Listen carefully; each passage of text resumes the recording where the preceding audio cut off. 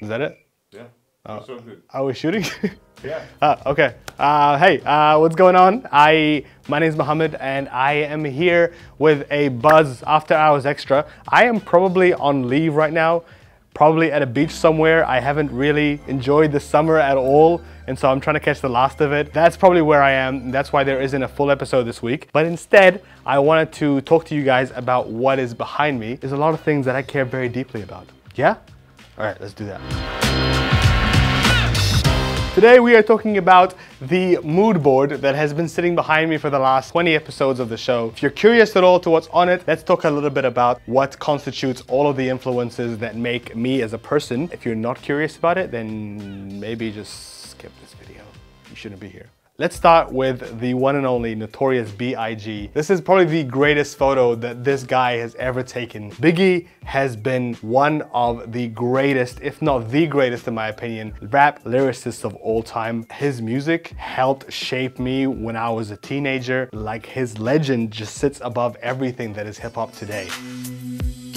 To all the ladies in the place with style and grace, allow me to lace these lyrical douches. With the crown, he looks like royalty. The red background, his droopy face, like everything about this photo is gorgeous. I love it so much. Throw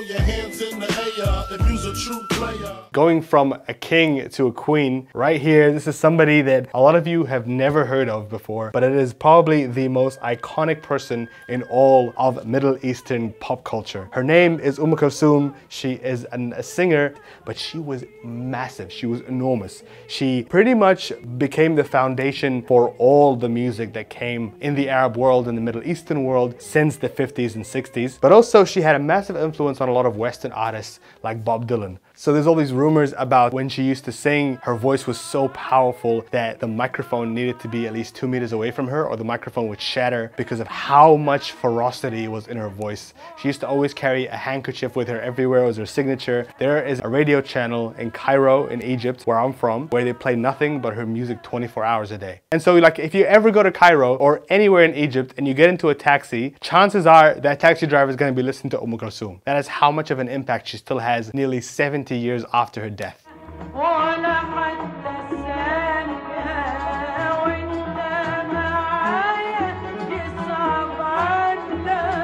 That was Kulthum here on Theme Time Radio Hour, where we're talking about the only two things that you can be certain about: death and taxes. Let's move to some films, because there's a few films on here. This is probably one of my favorite films of all time. Scott Pilgrim vs. the World, directed by Edgar Wright, an adaptation of the same named graphic novel from Canada called Scott Pilgrim vs. the World. It is a gorgeous film.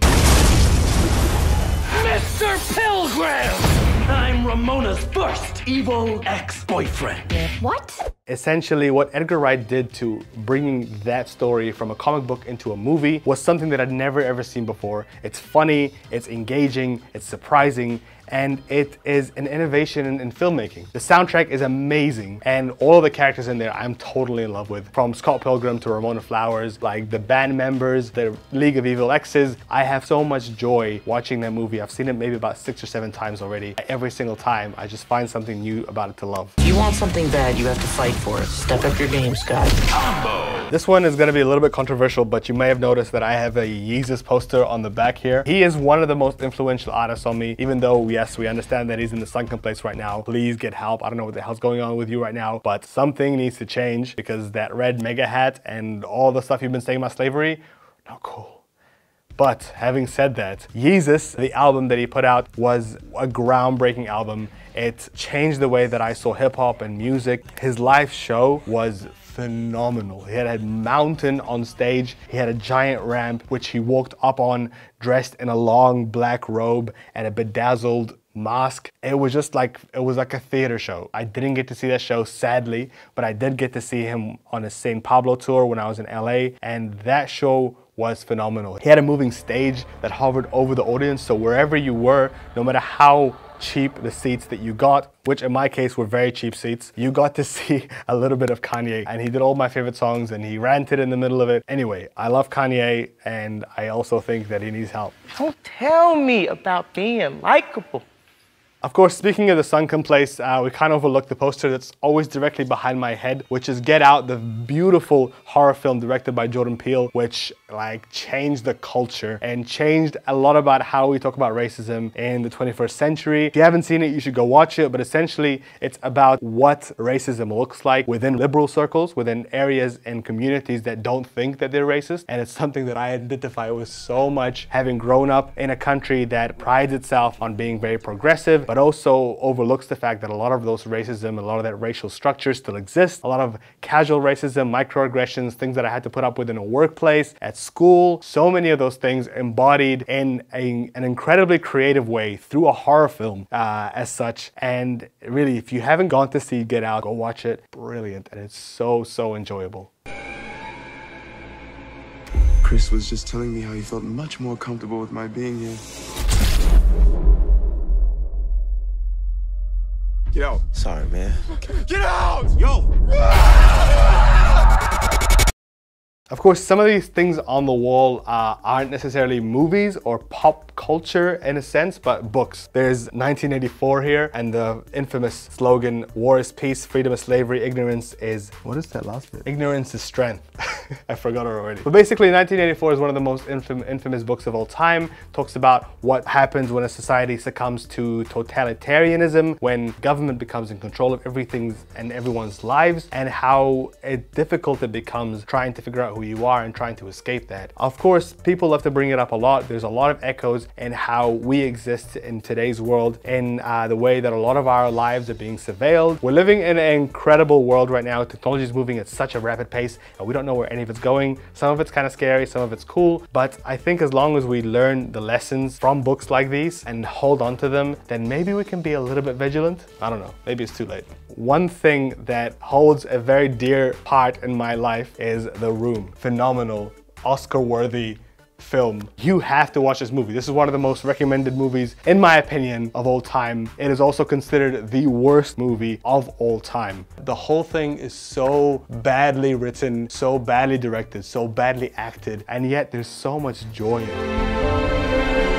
You are tearing me apart, Lisa! So bad that it's good. Exactly. That's what everyone says. Make sure you go watch the film because it will change your life. It will change. It will change your life. This book is probably one of the most important books that I have ever read. It is a book by Frantz Fanon, who was a psychologist who came from the Caribbean, but spent a lot of his time working in Algeria. He was there during the Algerian Independence War against the French, in which 1 million people died. But he wrote this book about what it was like coming from a French colony as a black man, trying to identify with what it means to be himself. His language was lost, his culture was lost, his self-identity was crushed by the French forces, and then trying to find a way from there to who he actually is and where his culture actually comes from. Go read it. Black Skin, White Mask, incredible book. If any of you have any questions about any specific things on this wall, there's NWA here, Clint Eastwood, the Gorillas, there's of course Stranger Things, there's Cowboy Bebop, there's Ready Player One, there's Oasis, Westworld, Godzilla, there's a lot of stuff. But I wanted to shed light on some of the stuff here and why it's here and why I've chosen it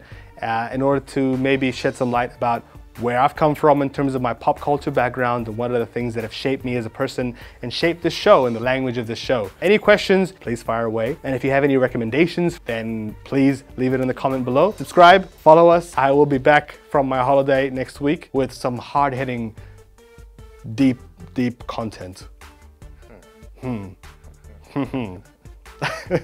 All right, bye.